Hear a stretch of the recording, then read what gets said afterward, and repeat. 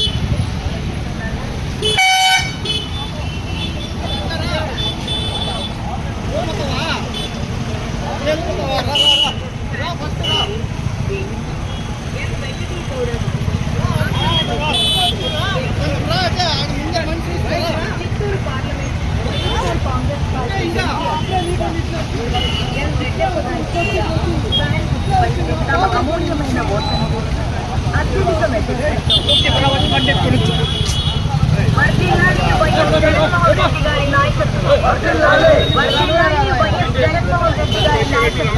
వర్ధిల్లాలి వైఎస్ జగన్మోహన్ రెడ్డి గారి నాయకత్వం.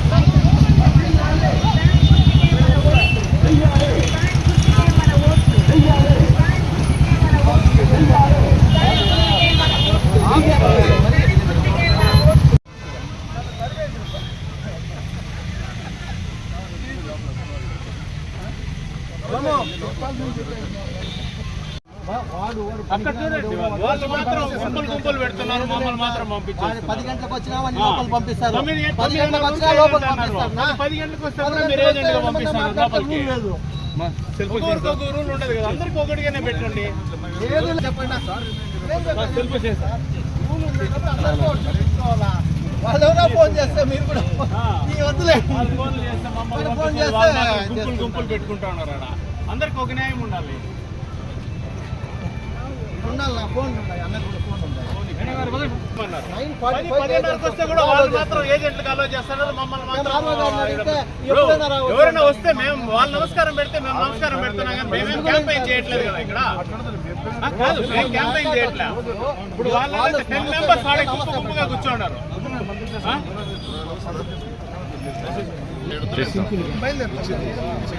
నేను పోతాను వాళ్ళు ఉండే నాకేం నష్టం లేదు. వేసేవాడు అయితే నాకు వేస్తాడు అదే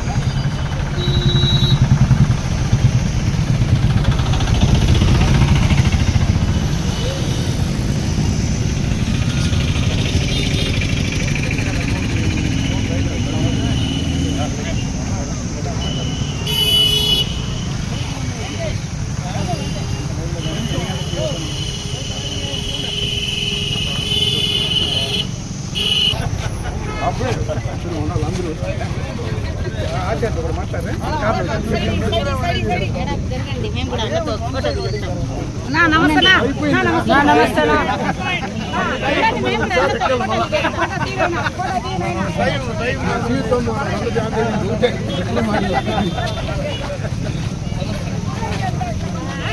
జనసేన ఇప్పుడు పవన్ కళ్యాణ్ కిట్ ఇచ్చినారు కదా, అది కూడా పెట్టి 27 తేదీ పోతా ఉన్నాడు. అమరణ నాయకత్వం, అమరణ నాయకత్వం, అమరణ నాయకత్వం, బాబు జై తెలుగుదేశం, జై తెలుగుదేశం, జై తెలుగుదేశం, జై తెలుగుదేశం, నాయకత్వం, నాయకత్వం, vote for cycle, vote for cycle, అమరణ నాయకత్వం, అమరణ నాయకత్వం, అమరణ నాయకత్వం,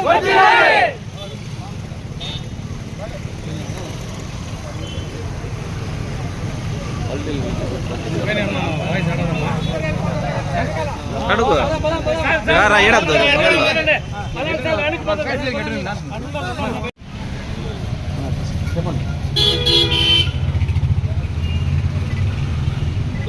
ఈరోజు ఉద్యోగ ఉపాధ్యాయుల పోలింగ్ డేటు. పోలింగ్కు ఉత్సాహంగా ఎప్పుడూ గతంలో ఈ రాష్ట్ర చరిత్రలో ఇంతమంది ఉద్యోగస్తులు పోస్టల్ బ్యాలెట్స్ అప్లై చేసుకునేటువంటి సందర్భం లేదు. ఇప్పుడు కూడా రాష్ట్ర వ్యాప్తంగా 50%, 60% కంటే ఎక్కువ ముందుకు పోయిన అప్లై చేసిన సందర్భాలు లేవు. దాంట్లో కూడా ఎక్కువగా ఇన్వాలిడ్ అయ్యేటువంటి పరిస్థితి గతంలో ఉంది. ఈరోజు మొత్తం రాష్ట్ర వ్యాప్తంగా 99% ఉద్యోగస్తులు పోస్టల్ బ్యాలెట్కు అప్లై చేసుకున్నారు. ఈ ప్రభుత్వం పైన ఎంత వ్యతిరేకత ఉందనడానికి ఈరోజు జరుగుతూ ఉన్నటువంటి పోలింగ్ సరళే దానికి నిదర్శనం. ఏ ఉద్యోగస్తుడు కూడా ఓటు వేయకుండా బయటకు పోయే పరిస్థితి లేదు. ముఖ్యంగా మహిళలు కూడా ఎండనకుండా అక్కడ కూర్చోకుండా ఓటు వేసేసే పోవాలనేటువంటి ఒక కమిట్మెంట్తో పోలింగ్ బూత్ దగ్గర కూర్చోన్నారు. దీన్ని బట్టి చూస్తే రాష్ట్ర వ్యాప్తంగా ఈ ప్రభుత్వం పైన ఎంత అన్రెస్ట్ ఉంది, ఎంత వ్యతిరేకత ఉందనడానికి ఒక నిదర్శనం. ఖచ్చితంగా రేపు మా జనరల్ పోలింగ్లో కూడా మే 13న జరిగేటువంటి జనరల్ పోలింగ్లో కూడా ఇదే సరళి కనపడుతుందని నేను అనుకుంటున్నాను. ఈరోజు పోలింగ్ అయినటువంటి ఓట్లలో దాదాపు 90% పైనే తెలుగుదేశం పార్టీకి అనుకూలంగా ఓట్లు పడుతున్నాయి.